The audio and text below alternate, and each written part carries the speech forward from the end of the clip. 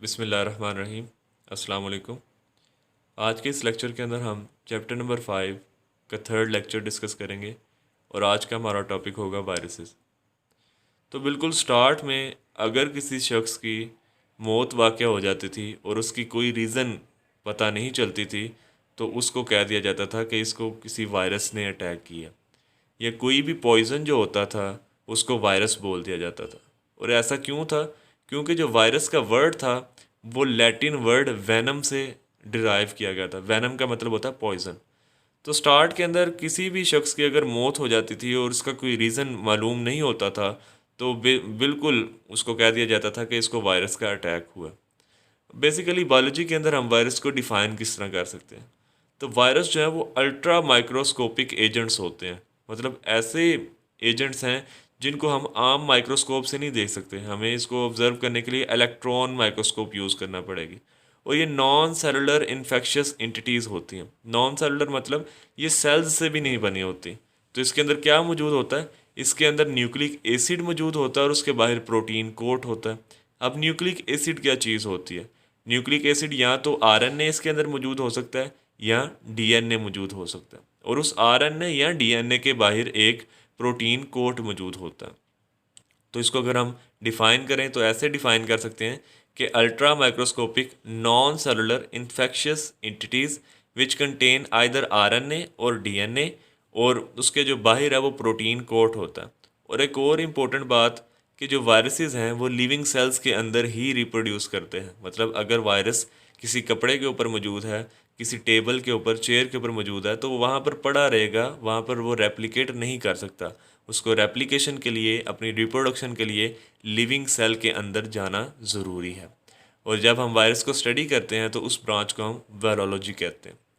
अब वायरस के हवाले से ही एक जो है वो बात है वैक्सीनेशन। ठीक है, 1796 के अंदर एडवर्ड जेनर ने एक 8 साल लड़के को वैक्सीनेशन की थी स्मॉल पॉक्स के अगेंस्ट। मतलब कि चीचक की बीमारी थी स्मॉल पॉक्स, उसके अगेंस्ट उसने उसकी वैक्सीनेशन की थी। और वो वैक्सीनेशन कैसे की थी? उसने काउपॉक्स लेयन, मतलब कि जो काउपॉक्स की बीमारी है उसमें छाले बनते हैं, लेयन कहते हैं छाले को, उस छाले में से उसने पीप ली थी, पस, और उसकी मदद से एडवर्ड जेनर ने उस 8 साल लड़के की वैक्सीनेशन की थी। क्योंकि वैक्सीनेशन के अंदर जो काओपॉक्स का रोल था, ठीक है, काओपॉक्स लेयन में से वो मटेरियल हासिल किया गया था, तो काओ को लैटिन में कहते हैं जी वैका। तो उसी वर्ड वैका से वैक्सीन या वैक्सीनेशन जो है वो डिराइव्ड हुआ। तो जब भी हम किसी बीमारी से बचने के लिए, जब हम जो मतलब कि तदाबीर करते हैं, जो मटेरियल एंटर करते हैं, वो बेसिकली जो है वो वीक वायरस होते हैं, तो उस प्रोसेस को हम वैक्सीनेशन बोल देते हैं। अब 1884 के अंदर चार्ल्स चैम्बरलैंड ने एक डिस्कवरी की। उसने डिस्कवर किया कि जो बैक्टीरिया हैं वो पोर्सिलेन फ़िल्टर, मतलब एक माइक्रोस्कोपिक छन्नी आप कह सकते हैं, उसमें से बैक्टीरिया पास नहीं हो सकते। फिर उसी पर्सन को एक और बात पता चली कि जो रेबीज़ की बीमारी है, ठीक है, जो पागल कुत्ते के काटने से होती है, मतलब कि रैबिट डॉग्स की वजह से, कैट्स की वजह से, फॉक्सिस के काटने की वजह से, या बैट्स के काटने की वजह से जो बीमारी होती है रेबीज़ की, उसका जो कॉजेटिव एजेंट है वो पोर्सिलेन फ़िल्टर में से गुजर जाता है। लेकिन जबकि उसको पहले मालूम हुआ था कि जो बैक्टीरिया हैं वो पोर्सिलेन फ़िल्टर में से गुजर नहीं सकते, लेकिन जो रेबीज़ के कॉजेटिव एजेंट थे वो उसमें से गुजर सकते हैं। तो उसने उन कॉजेटिव एजेंट्स को एक नाम दे दिया फिल्टरेबल वायरसेस। 1892 के अंदर एवानोस्की ने एक डिस्कवरी की कि जो टोबैको मोज़ेक डिज़ीज़ है, मतलब कि जो तंबाकू के प्लांट के ऊपर एक बीमारी होती है टोबैको मोज़ेक डिज़ीज़, उसके जो कॉजेटिव एजेंट हैं वो भी फिल्टरेबल वायरसेस हैं। मतलब कि उसने उसमें से गुजारा। उसने बेसिकली क्या किया था, उसने तंबाकू के जो वो प्लांट लिया था जिसको मोज़ेक डिज़ीज़ थी, ठीक है, उसको ग्राइंड किया, उसका सारा जो मटेरियल था उस पोर्सिलेन फ़िल्टर में से गुजारा। अगर वो बीमारी किसी बैक्टीरिया की वजह से होती तो बैक्टीरिया ऊपर रह जाते, लेकिन फिर उसके बाद जो फ़िल्ट्रेट उसके पास नीचे आया, उस फ़िल्ट्रेट को उसने दूसरे पौधों के ऊपर, मतलब कि दूसरे तंबाकू के प्लांट्स के ऊपर जो है वो उसको स्प्रिंकल किया, उसको छिड़का, तो उन प्लांट्स को डिजीज़ होगी। तो उसने यहाँ से अंदाज़ा लगाया तो ये किसी बैक्टीरिया की वजह से नहीं है बल्कि फिल्टरेबल वायरसेस की वजह से है। इसी हवाले से जो है वो ट्रॉट और डी हैरल ने डिस्कवरी की थी बैक्टीरियोफेज के हवाले से। बैक्टीरियोफेज कहते हैं बैक्टीरिया ईटर को। बेसिकली इन्होंने क्या किया था, इनके पास एक कॉलोनी थी बैक्टीरिया की, इन्होंने उसके ऊपर कुछ वायरसेस को जो है वो डाल दिया था, और कुछ देर गुजरने के बाद इन्होंने देखा कि वो जो बैक्टीरियल कॉलोनी थी उसकी लाइसिस शुरू हो गई है, उसकी ब्रेकडाउन शुरू हो गई है, रप्चरिंग है वो गायब होना शुरू हो गए। तो उन्होंने उस वायरस का नाम रख दिया है बैक्टीरिया ईटर। मतलब कि ये ऐसे वायरसेस हैं जो बैक्टीरिया को ईट करते हैं, डिस्ट्रॉय करते हैं, खा जाते हैं। तो डी हैरल ने सबसे पहले वर्ड यूज़ किया था बैक्टीरियोफेज, मतलब ऐसे वायरसेस जो बैक्टीरिया को ईट करते हैं, या सिंपली बैक्टीरिया ईटर।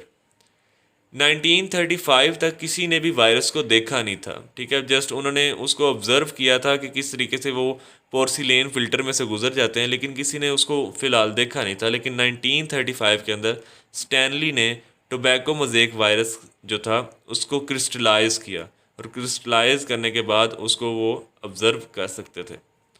अब वायरसेस के कुछ करैक्टर्स हम देखेंगे कि वायरस जो है वो आम माइक्रोस्कोप से हमें नज़र नहीं आ सकते। अगर हमने वायरस को ऑब्ज़र्व करना है तो उसके लिए हमें इलेक्ट्रॉन माइक्रोस्कोप यूज़ करना पड़ेगा। और वायरसेस के साइज़ के हवाले से याद रखें कि सबसे जो लार्जेस्ट वायरस है वो पॉक्स वायरस है, और उसका साइज़ जो है वो 250 नैनोमीटर हो सकता है।